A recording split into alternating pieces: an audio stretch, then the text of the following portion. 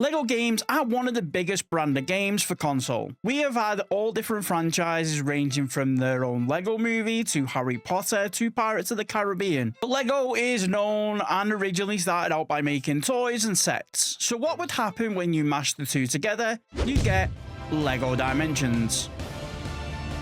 Now, when this released in September of 2015 for around £100, it became the most expensive LEGO game you could buy. And that was just the base price. In the end, there ended up being around 60 different packs with figures, levels, vehicles, all ranging from £10 to £30 each, meaning to get everything, it could cost you anywhere upwards of £700 to £900 if you wanted everything. Now, when it first released, I decided to give it a go and got a handful of trophies, but stopped, and honestly, I didn't remember why. That was until I went on eBay, picked it up, and got going on this video.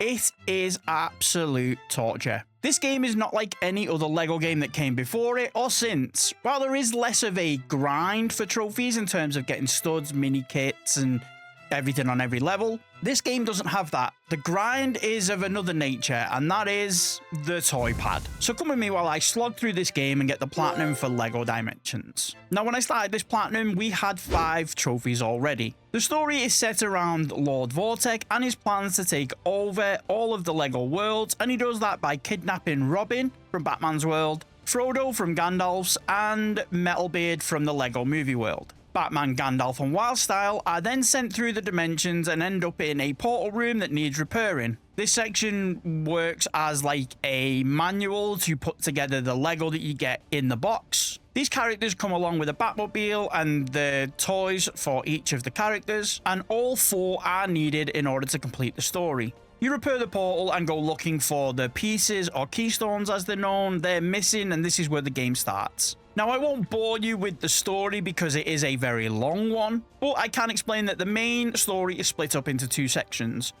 First is going to different worlds and finding the keystones, picking them up along the way in the worlds of some of the best known franchises, starting with Wizard of Oz, then The Simpsons, we've got Doctor Who, we've got the Wild West from Back to the Future 3. Each level is about obtaining keystones. These keystones are needed to complete puzzles in each level. And this is where the grind truly comes in. If you've played a LEGO game before, you'll know that the levels are not overly long, but there is an emphasis on getting as many studs as you can, unlocking the characters in the level, unlocking mini kits. LEGO Dimensions is different in the fact that the levels are probably 3 to 4 times longer than a normal LEGO game, gives you about a quarter of the amount of studs, and a lot of the mini kits are locked behind purchasable toys and characters, so you can really only get 1 of 2 of them in each level with the base characters you get. And then are the keystone puzzles. There are about 5 or 6 different ones that you need to physically move the characters on the pad as well as move them around on the screen. You've got like the chroma puzzle where there are 3 colors. Depending on what color you go through the character with will show on that pad.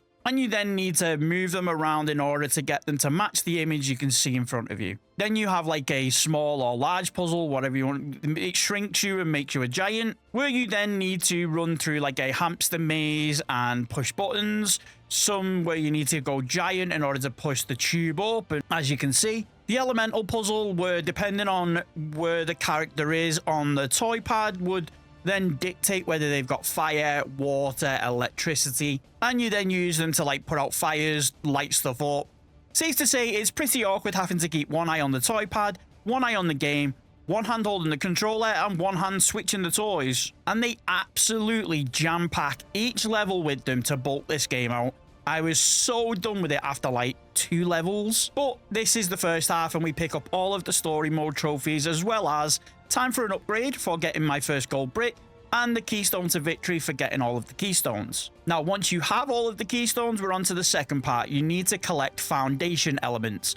These are like standout things from the different dimensions. So, for example, in the Ghostbusters dimension, you get like the ghost scanner, the cake from Portal, a diamond scarab from the Scooby-Doo world. Once you collect the foundation elements, you then make it to Vortek's world in order to save your pals. When you get there, though, things do not go to plan, and Vortek melds the 3 of them into something called the Try. This second half, we get, again, the trophy for every single level, as well as Elemental My Day for completing 25 element puzzles. With the main bulk of the story done, we need to now set out to save and free Frodo, Metalbeard and Robin from each other. You do that by breaking into different sections of the body, doing even more puzzles and get them out, leaving us with the last level to take on, which was Vortex.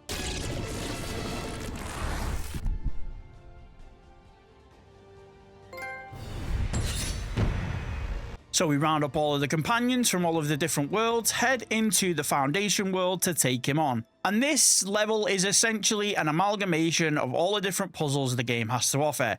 You need to complete one to open up the other, and then like half of one to get the other half to open, to then finish the other half, and then do the other half. And by this point, I was so over with this gameplay loop. It is probably one of the most mind-rotting things I've played in a long time. I can honestly see now how that game died, and it's supposed to be for kids, but I cannot see anyone having the attention span to fill this game out. Well, in the last level and completing those last trophies, we get the trophy painting by numbers for completing 25 different chroma puzzles.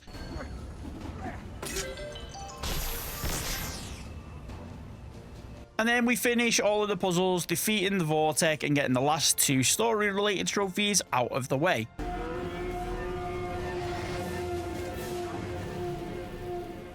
guys did it! Lord Vortex has been removed from our reality.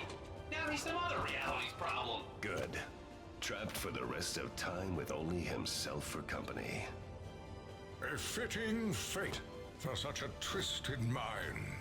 What about the doctor? Is he okay? Yeah, I've been here for ages. What took you so long?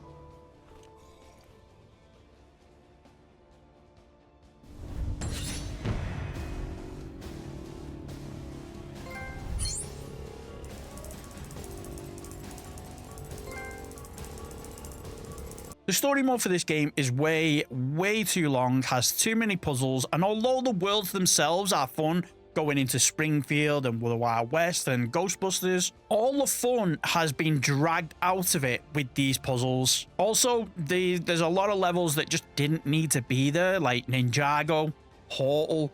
They're just things that didn't really match up. Anyway, with that out of the way, I decided to take on probably the most difficult platinum trophy in any LEGO game ever, and makes no sense compared to the other trophies in this list. Speedy things go on. This is where you complete the Portal level in under 25 minutes. Now you might think 25 minutes, that's a lot of time, but there are unskippable cutscenes and there is a boatload of puzzles. And you have to be on the ball. You need to make sure that you select the right character before going into the room, making sure the toys are placed on the correct part of the pad in order to shave a little time off. Took me about 2 hours, but we got there in the end, along with Lost Property for completing 25 locate puzzles. Hello. And taking the tube for going through 20 different portals.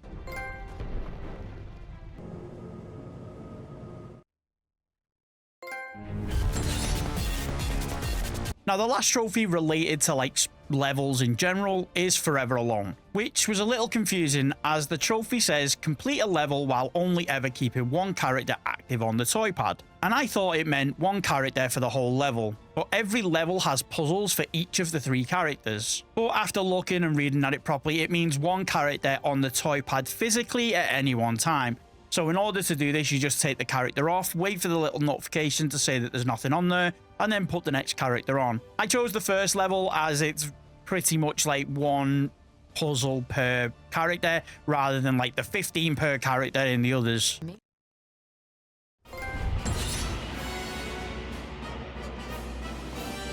Now we are done with like any level specific ones, so we go on to a set of trophies set in the hub worlds. Now these hub worlds, similar to most LEGO games, obviously normally they just have one.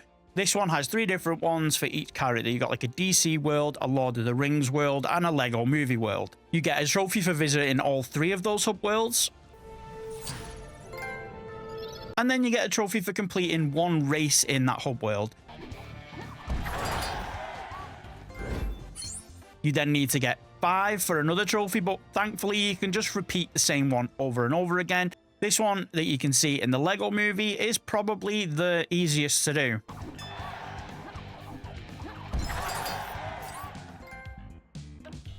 And then finally, you get a trophy for completing 15 renovations. Each of the 3 worlds have a certain amount of sections that need to be rebuilt using studs.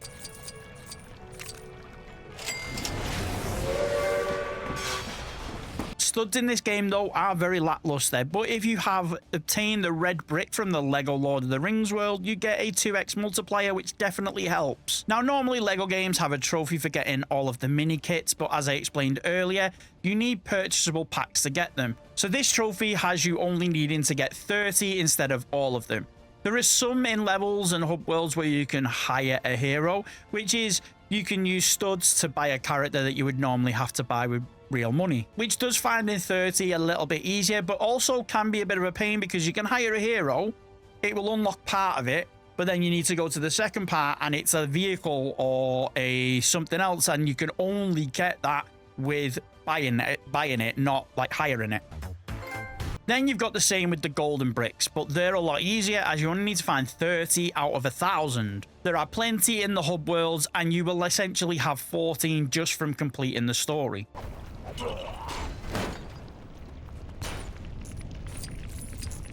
We need it, precious.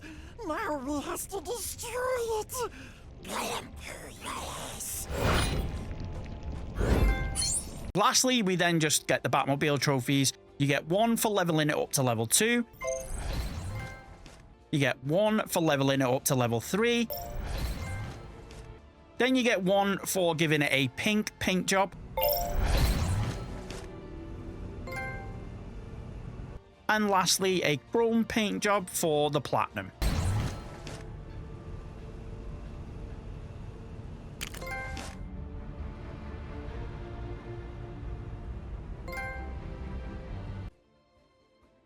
Now, this game is one of the shorter platinums, but feels the longest. With the physically moving toys on the pad, the puzzles just being crammed in there. It was also one of the less fun platinums I've done in a LEGO game. Give me the grind for 4 billion studs on any of the other games any day. Now, if this video gets, I don't know, 1,000 likes, I'll go for the 100%. Now, I've said that knowing it will never happen, so good luck to you. Anyway, if you enjoyed my pain and would like to see more platinum runs, click on the playlist here. Don't forget to like, subscribe, drop a comment for some games that you want me to try out, and I'll smell you later.